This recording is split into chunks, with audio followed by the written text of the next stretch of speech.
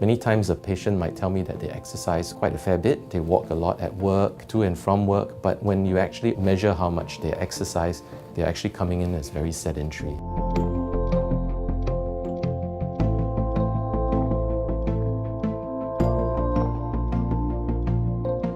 When I was small, I think I always wanted to do medicine.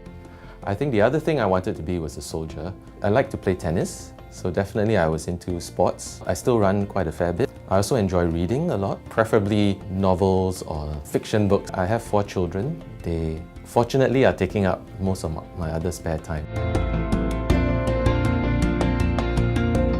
I've been a doctor for almost 20 years, but at some point of time, my view started to skew more towards preventing the diseases rather than just treating individual conditions when they're very severe. I felt that it was no longer enough to just be a doctor because there's a lot of additional skills and knowledge required to be able to manage a whole larger group of people, to be able to deliver preventive services effectively. As doctors, we are very good at treating individual patients. We're good at the individual encounter, diagnosing and treating conditions.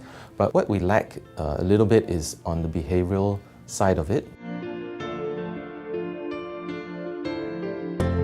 There is a lot of science behind the change of behavior, and that's something that we can help with the patient to make the changes that they need to effectively improve their health. It's not enough to just give knowledge to a person, it's actually transforming the knowledge into a sustainable action which the person understands and realizes the importance of. As Asians, we love our carbohydrates. Refined carbohydrates we do know have an impact on health. It shouldn't need to be completely cut out, but can be reduced and replaced with equally nutritious as well as tasty alternatives.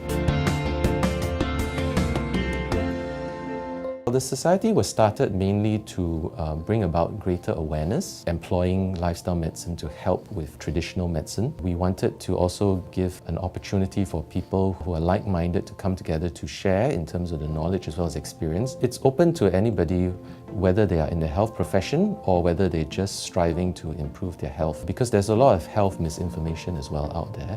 So we want to be a reliable source in terms of healthy lifestyle information as well as education for both other medical practitioners and allied health as well as the general public. And helping people is always extremely rewarding. It is definitely not an easy road to take, particularly when you're trying to introduce something new in terms of how people manage their own health. The challenge of it also keeps me going. I always like a good challenge. Looking at the big picture, I think if we can reasonably incorporate more preventive and lifestyle measures into just routine healthcare, I think it would be better for everybody.